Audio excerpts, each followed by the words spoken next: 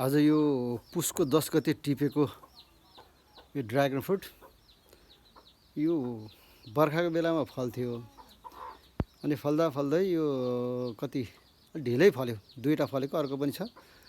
मैले त यो रातो अलिकति हुन बाँकी छ भने जस्तो लागेर वास्तै गरेको थिएन, तर यो फुटिसकेको रहेछ।